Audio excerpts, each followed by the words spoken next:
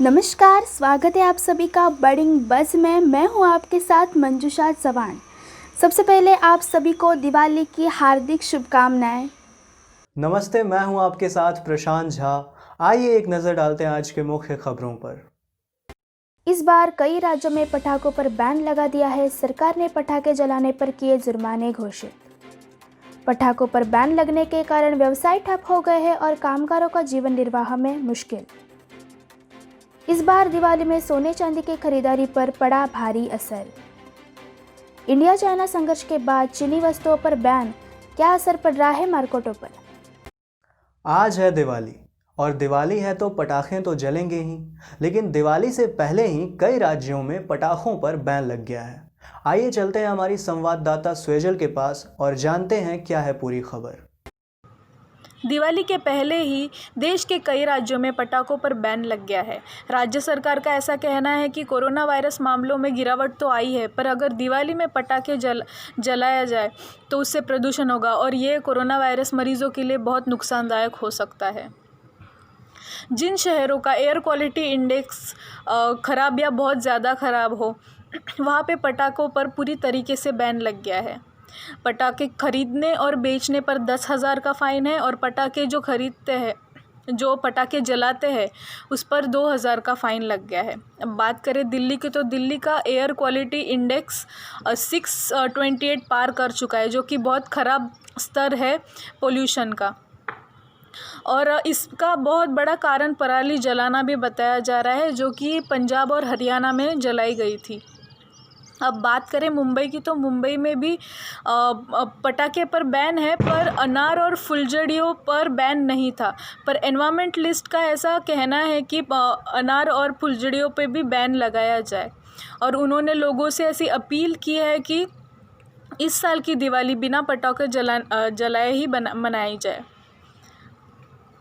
पर अभी दुकानदारों को ये नुकसानदायक हो सकता है, क्योंकि दुकानदार ने पहले ही पटाखे बुलवा लिए हैं। तो दुकानदारों का ऐसा कहना है कि एंड टाइम पे ऐसा डिसीज़न लेने के बाद दुकानदारों के लिए बहुत नुकसानदायक हो गया है और उन्हें तकलीफ़ हो रही है। तो ये देखने वाली बात रहेगी कि लोग इसे फॉलो करते हैं या नहीं करते हैं, और दुकानदारों पर इसका और क्या बोलना है। इस बार सरकार ने कोविड से बचाने के लिए पटाखों पर बैन कर दिया है, पर जो लेबर्स और उनके बच्चे जो पटाखे बनाते हैं उन पर इसका कैसा असर पड़ रहा है, चलिए जानते हैं हमारी संवाददाता अमीशा से। Amisha. Yes, hundreds of families are being shocked, upset, and impacted over the decision taken by multiple state government on banning of firecrackers this Deepavali season. Already under the impact of COVID-19 pandemic and lockdown, various workers around India are facing poverty and will continue facing if this ban continues. Cracker manufacturers at Sivakasi, which is famous for its firework industry in India, are worried that their crore of rupees of fireworks will remain left unsold. If the ban continues, more than 2 lakh workers will be affected in Sivakasi as there is no other scope of employment. Industry experts say and manufacturers say that actual sale and in the great amount happens a day before festival season. Also, shopkeepers, wholesalers, and local shopkeepers will hit hard this Deepavali season if this ban continues.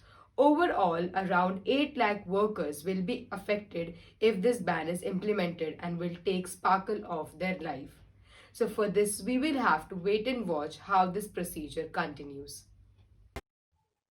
Dhanteras Diwali पर्व के 5 दिनों में सबसे पहला दिन होता है और इस दिन अमूमन लोग सोना चांदी खरीदते हैं।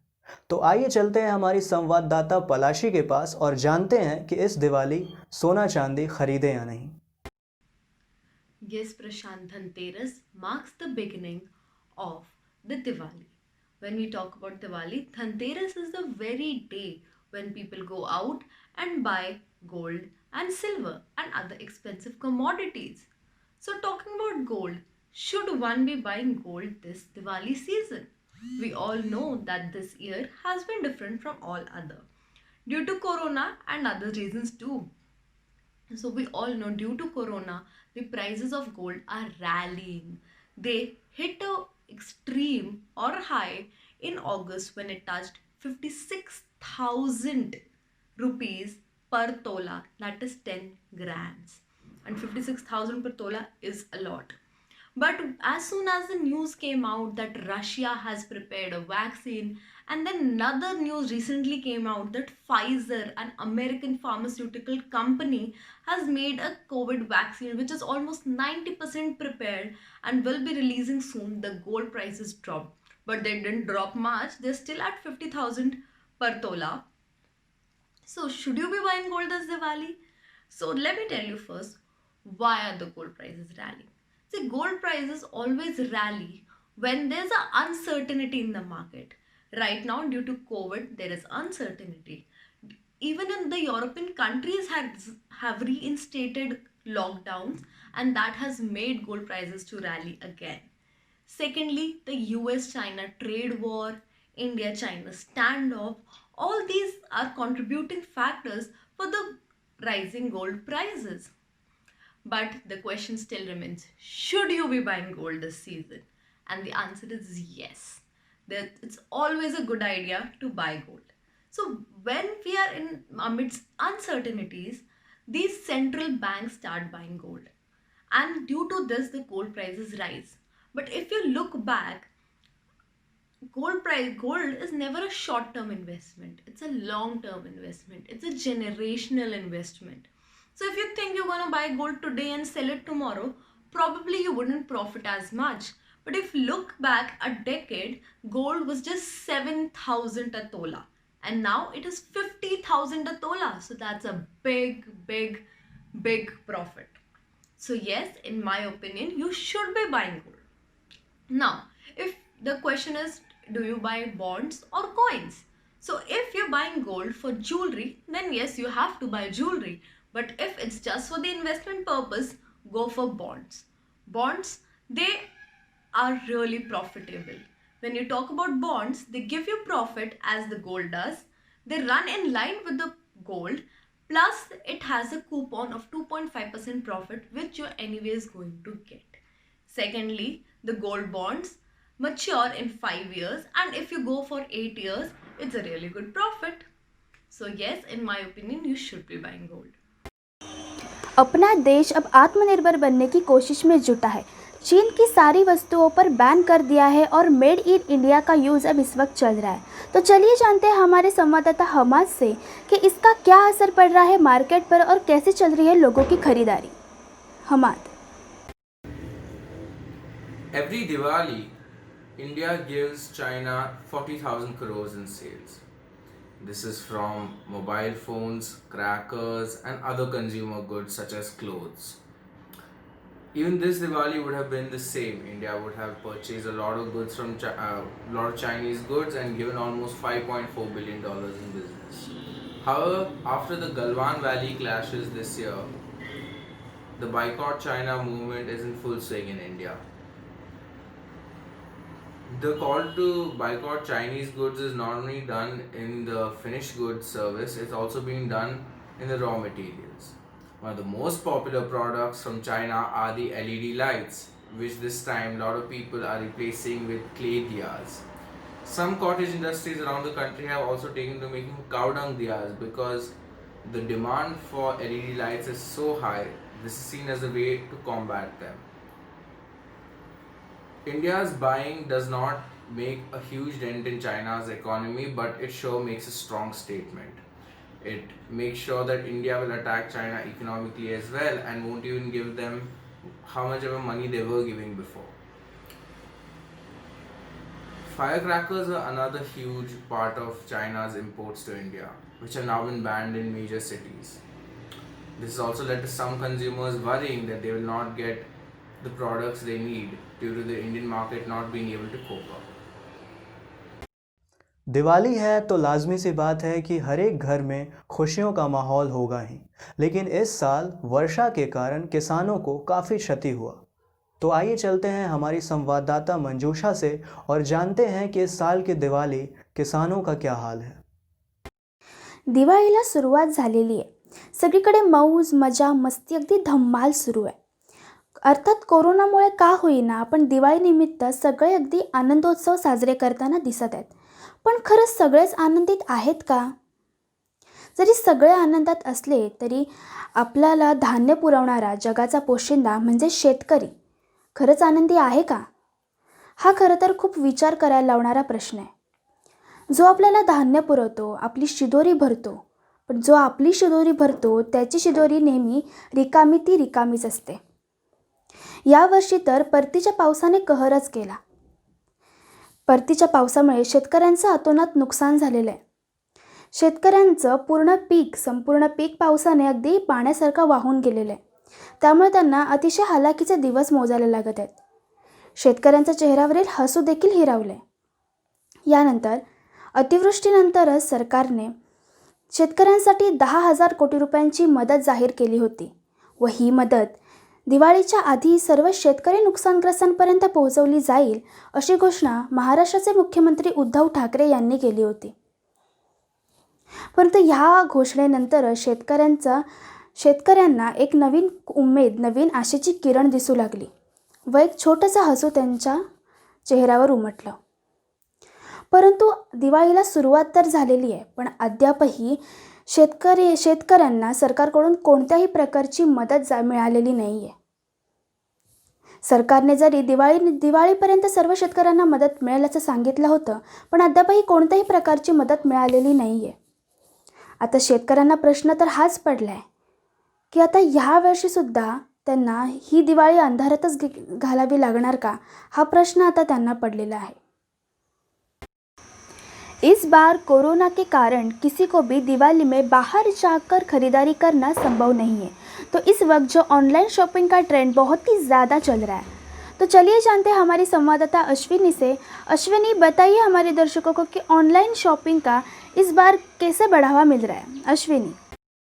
The pandemic has not hampered our festive spirit, it has just shifted our priorities a bit. People are a bit hesitant to walk into the physical stores, and thus the online platforms are more in demand because the physical stores are usually crowded amid Diwali. But this also poses a big challenge for all the e-commerce players as they have to up their games a bit to stay in the competition. From ensuring safety measures to making it sure that they reach the shoppers in the remote region, companies like Amazon and Flipkart have to figure out a lot of things. User sessions on the Flipkart mobile app have increased by 87% and that of Amazon by 37%. Myntra has brought 1.8 million new downloads during the same period. Safety, hygiene and convenience are the major reasons why people actually opt for online shopping. Also, the ease of return and refund attract more customers here. The festive sales that are introduced by the companies every year of course attracts a lot of audience, but this time it is different as people are opting for the online platforms rather than walking out of their house, and thus the sale of the online platforms have increased significantly as compared to last year. Corona virus का इस साल की दिवाली पर बहुत ही खासा प्रभाव पड़ा है. बाज़ारों में भी रौनक कम है, लोग कम दिखाई दे रहे हैं, तो लोगों के भी दिलों में उत्साह पिछले साल के मुताबिक इस साल कम है. आइए चलते हैं विश्वजीत के पास और जानते हैं कैसी है इस साल की कोरोना वाली दिवाली.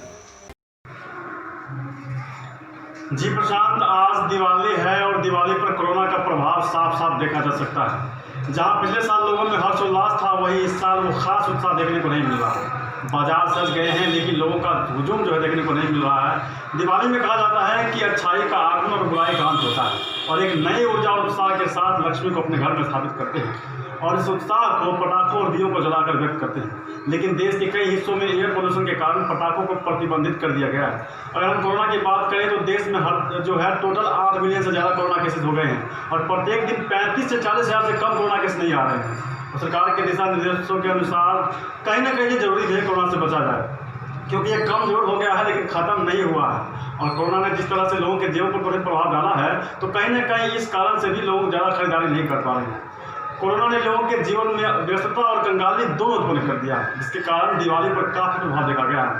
उम्मीद किया जा सकता है कि अगली बार जो है ये कोई भी ऐसी तरह का प्रतिबंध नहीं हो और लोग खुशियों के साथ दिवाली मना सकें.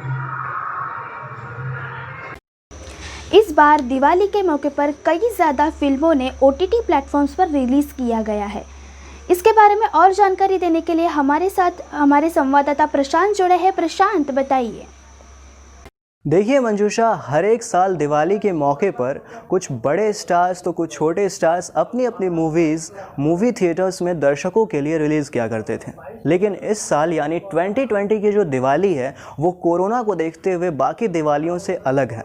तो लाजमी सी बात है कि इस साल की दिवाली पे रिलीज़ होने वाली जो मूवीज़ हैं वो भी उनका भी तौर तरीका कुछ अलग होगा।